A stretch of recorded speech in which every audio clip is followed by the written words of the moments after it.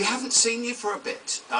When was the last time the Corrs performed together? I think that was 2005, so it's about 5 years. About 5 years. Yeah. And you stopped performing because you all kind of wanted to concentrate on having a real life for a bit, I suppose. Well, we did, yeah. I mean, basically we'd been on the road for about, 15 years solid, recording an album and then promoting it and then touring it just sort of back to back. Yeah. And the success was amazing, and we were very, very lucky to have achieved what we did.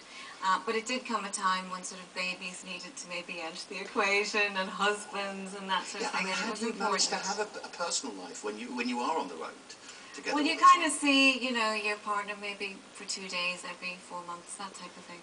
It's insane. It's hard. Yeah, but it was really worth it, though. To do something like that's incredible. I mean, phenomenal things. You did huge success in the States, right around the world. But the drag being that you are away from home for such long periods. Yeah, you do. You do miss home, and then you miss, having a little bit of more of a settled life. So you stopped, and you had a baby. Yeah, I stopped, and then we all stopped, and then within a couple of months I was pregnant, and I've had 2 children since. That's wonderful. What are the other guys up to? Well, Caroline has 3 kids now, and... You didn't hold back, did you? We really didn't, actually. She already had one, before we stopped. But yeah, it's kind of funny because there's 6 grandchildren now for my dad, so it's brilliant, and we've all been doing our own thing, and in the last 3 years I've been writing and recording this album now. So it's 3 years taking you to come. And what's it like working on your own?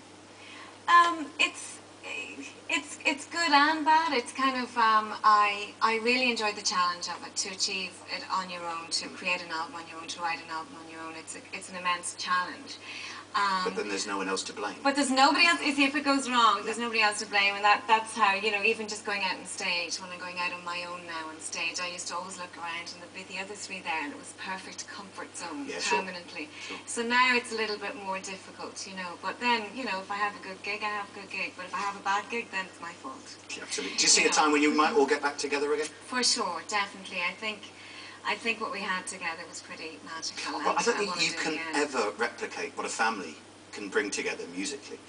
You having grown up together, the way you sing together, the way you interact, it's a very special gift, isn't it? There is, especially vocally. There's a very special gift between you, and I remember even, the likes of Richard Carpenter and Karen Carpenter had that same thing vocally together, the Bee Gees. It is phenomenal, and yeah, we had that, and for us it was easy. It's funny, and yet it's so hard to mimic. So tell us what's on the new album. What kind of music are we going to be treating us to? Well, it's not vastly different from the Corrs, because when I was in the Corrs I wrote as well in the Corrs. So I mean, I write what naturally comes from me, and so it's melodic, and the violin is the whole way through. And because I kind of, the way I look at it, I kind of have 2 voices. I have my vocal and I have my violin. Yeah, you do. So the album's all about vocals and violin. Well, I truly am such a fan.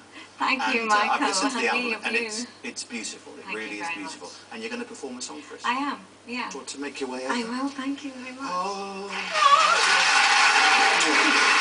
Thank you. So, here performing her new single, Everybody's Gotta Learn Sometime, it's Sharon Corr.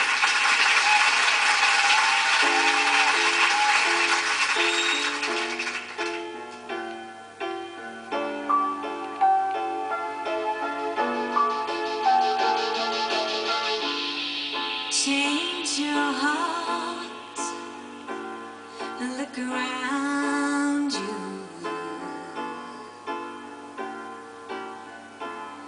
Change your